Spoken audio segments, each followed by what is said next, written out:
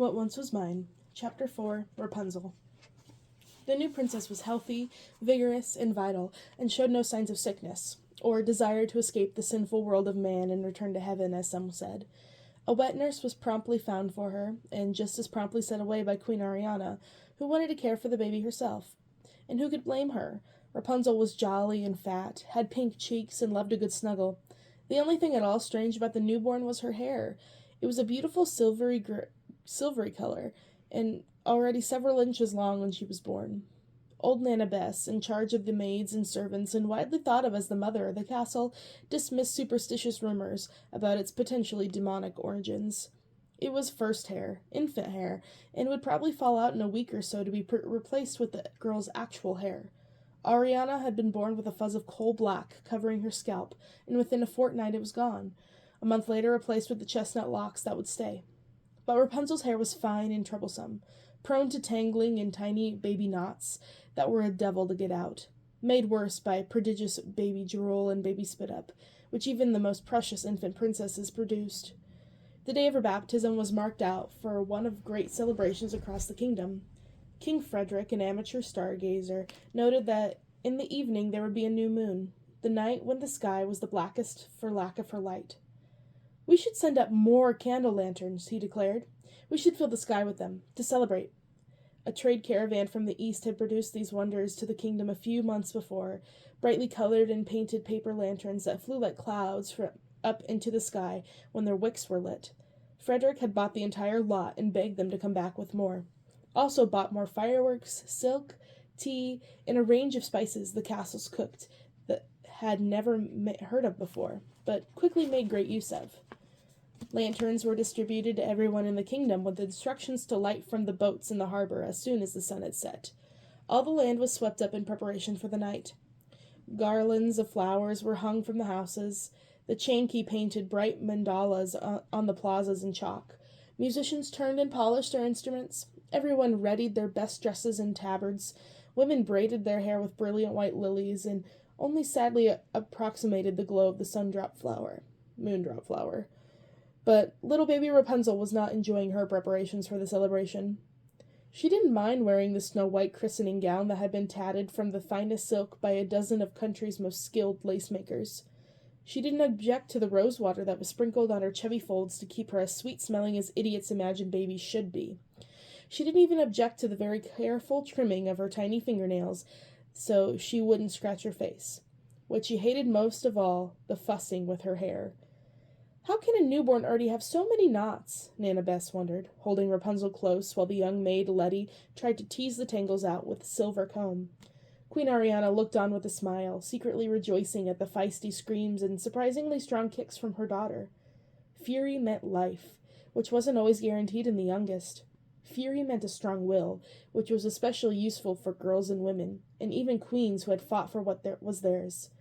King Frederick paced the room impatiently, constantly checking the work of the court painter, who was doing a quick sketch of the scene, which would have been a charming behavior in a father, if only he hadn't also tried to have the poor artist sketch Rapunzel's first bath, Rapunzel's first lie down in her royal bassinet, and even Rapunzel's first royal diaper change.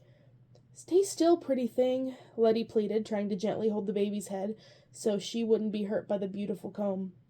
"Easy there, love," Nana Bess said, dandling the infant a little over her hip. "All right, just one more knot and we're done," the maid said through gritted teeth. She might have yanked the comb a little hard to get through it quickly. Rapunzel let out an angry cry and jerked her head, causing the tangle to get stuck in the comb. "Oh, darling," Letty cried, putting her hand on the baby's poor red scalp. Rapunzel's face also turned red. Beet red with infant hurt and pain, she opened her pretty little pink lips wide and howled, and the maidservant dropped dead. The room was silent, except for the infant princess crying, which really wasn't all that loud. She was a newborn after all. "What?" The normally silent Frederick spoke first. One of the guards thought fast. He rushed over, dropped to a knee, and felt the maid's cheek. "She's already growing cold. Call the physician, though I think it's too late." The other guards saluted and went shouting through the halls, demanding the summons of Signor Daughtry Alsey, who treated the castle and staff. "Rapunzel!" the queen cried, leaping up. Like any mother, confused and faced with violence, her first instinct was to grab her baby. But Nana Bess turned aside, clutching the baby close and holding her away from the queen. "Your Majesty, no," she said, her quick mind making sense of the situation faster than anyone else in the room, save, perhaps, the guard. "You must keep away." "Give me my child," Ariana demanded, a bit of her daughter's will bubbling up through her otherwise terrified black eyes. "No, my queen," Bess said firmly. "There's something strange afoot here. You saw it. Letty tugged Rapunzel's hair, and now she is dead. In truth, the babe seems to be calming now, but let me hold her until we know what is safe." Ariana started to move forward anyway, but Frederick held her back. The artist continued sketching the scene, a bleak, silent room full of chaos and despair, and a rosy-cheeked baby who was already gurgling and making content little noises to herself, the moment of hurt utterly forgotten. The artist was not invited into the king's sala, where the scene of despair continued. Though it was now tempered by thought and worry, Frederick and Ariana held each other close while their daughter slept nearby, in the bassinet that had been carved from rowan wood to help her safe from bad fairies. Signor da Trialzi was there, as was the castle priest and Nana Bess, and the guard who had discovered that Letty was dead. "I'm inclined to think it was an unhappy incident," said the doctor tiredly. He had wire glasses and kind eyes. "Perhaps this maid had a heart condition, or something in her brain. The stress of the moment caused the blood and the humours in her body to boil and agitate until her weak condition could bear it no more." "You think that was the first time she experienced stress?" Nana Bess shot back. "Tell me, Signor, have you ever actually talked to a pretty young maid from a poor family?" The doctor shrugged. He didn't have an answer. "The devil is at work here," the priest said. "This is what comes from relying on magic plants and witchery to save you, and not the word of God." King Frederick rubbed his prodigious brow tiredly and squeezed Ariana's shoulder, comforting her before she could react to this. "You there, guard," he commanded. "You're the one who understood what was going on first, going over to the poor dead girl. Tell me exactly what you saw." Royal Guard Justin Tresberg, known as Maximus in the Roman fashion because of how he towered over his siblings, was young, but experienced enough not to show emotion. "Your Majesty, to my eyes it looked like the princess grew angry, and the maid immediately died. I saw nothing else save the fact that the maid was touching the baby's hair to be exact, when it happened. But Bess was holding the baby and lived. I could not tell you how it happened." "The princess's hair." Ariana slowly rose and went over to the bassinet.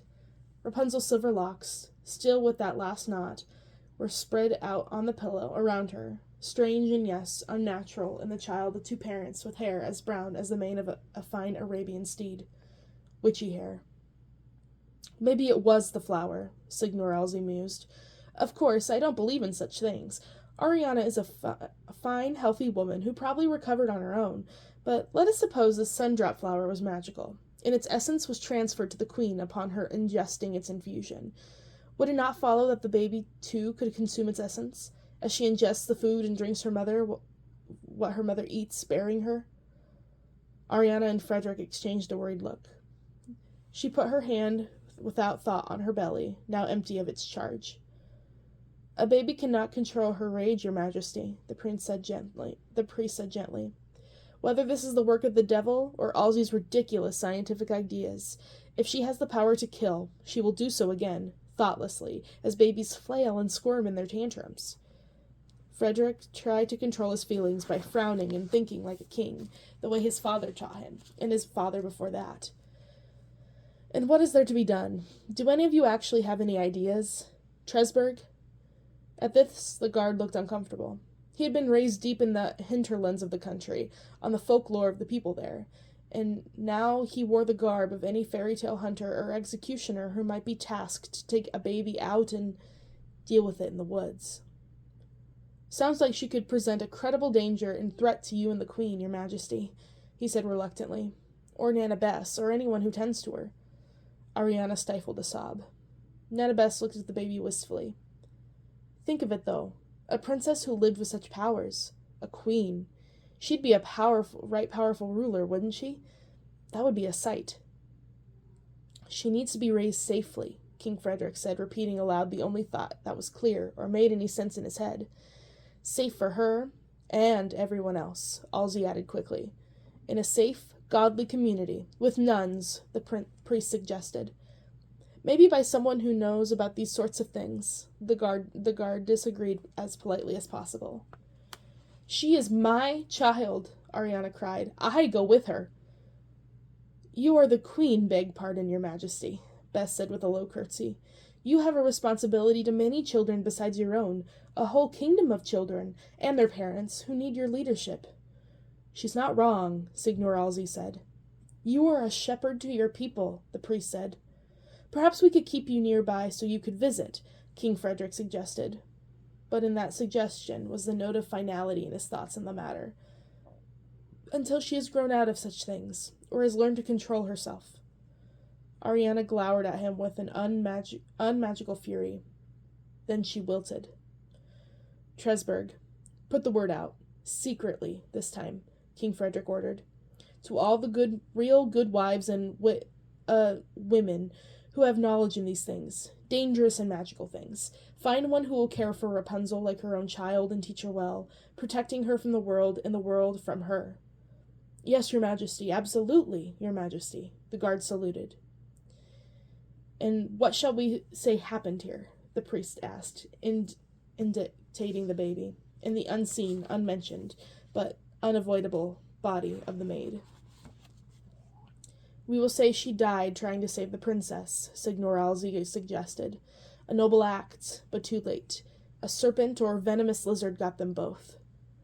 Signor Halsey had happily fled the insidious courts of the Medici for the less scheming and poisonous land of this kingdom, but he had well learned the art of the lie and the power of rumor and gossip. Let it be done, Frederick ordered, and then he took his weeping Ariana in his arms and held her tightly until night fell.